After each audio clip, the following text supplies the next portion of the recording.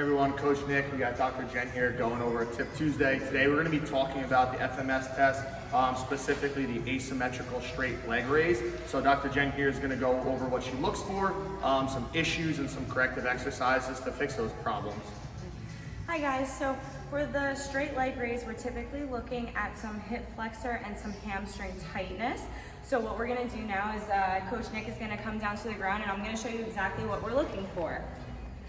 So for this, you're gonna lay straight on your back with your knees over our tool right here. I'm gonna measure about halfway between the knee and the hip. That's our goal, is to pass this mark, okay? So first we'll show you what a good one looks like, and then we'll show you what some of the things we look for are. So go ahead, Nick, and raise that leg straight up. Perfect, so you see how his ankle passes the mark of that stick. Come on down. That was what we want to see. Now we're going to show you if the hamstring is tight. So go ahead, and we'll see that slight bend to the knee. This ankle is not going to quite make it to that mark that we made before. So go ahead down. Now what we're going to look for is that opposite side. When he raises up, if we see this hip pop up here, that means that hip flexor is also a little bit tight. So now what we're gonna do is I'm gonna show you a couple of things that we can do to correct for these tightnesses. Okay, so as we saw before, Nick could use a little bit of that hamstring stretch. So what we're gonna do is he's gonna grab this strap and he's gonna come up until he finds a nice comfortable stretch. He's gonna feel it on the back of that leg. Usually we want to hold this stretch for about 30 to 40 seconds and about 3 times on each side, okay? So we'll do that and then go ahead down. Now if we want to go for a more dynamic movement, what we're going to do is we'll take this off. Nick's going to come up and hold that leg, and he's going to actually work through this motion. And you can play around with it. The higher up your knee goes towards your chest, the more of a stretch you're going to have. Beautiful. Okay, so now this opposite hip, we saw a little bit of that hip flexor tightness. What we're gonna do is Nick's gonna come up and we're gonna show you guys a hip flexor stretch here. So if you have something to kneel on, that would be nice to protect that knee.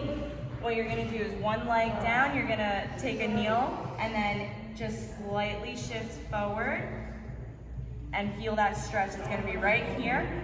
Or you can tuck the hips under and you'll also feel a more intense stretch with that. So as Dr. Jen went through a couple static and dynamic exercises for those hamstring issues, we're going to bring it over to the turf and show you some things we incorporate into our dynamic warm-up for our hamstring mobility. So first thing we're going to do is our walking hamstring stretch here. So we like to pull the toe up, sit our hips back, reach towards our ankle here, switching every step. Our second dynamic exercise here is going to be our Frankensteins. I like to either do them with our hands on our hips or our hands straight out, making sure our torso is nice and tall, so we're not compensating by rotating or bending over here. So as we walk, we're going to actively pull our foot up and control that foot down, taking small steps forward.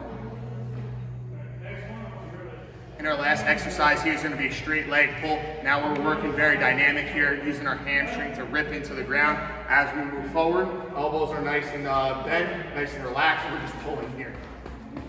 So as we get into some strength exercises to kind of counterbalance that hamstring mobility issue, we're going to want to strengthen up the glute max as well as the quads.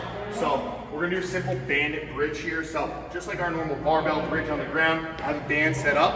I'm going to set up just like a kettlebell swing here. My hips are loaded back. There's good tension in the band. I'm just going to drive nice and tall here, finishing tall, squeezing my glutes as I come through.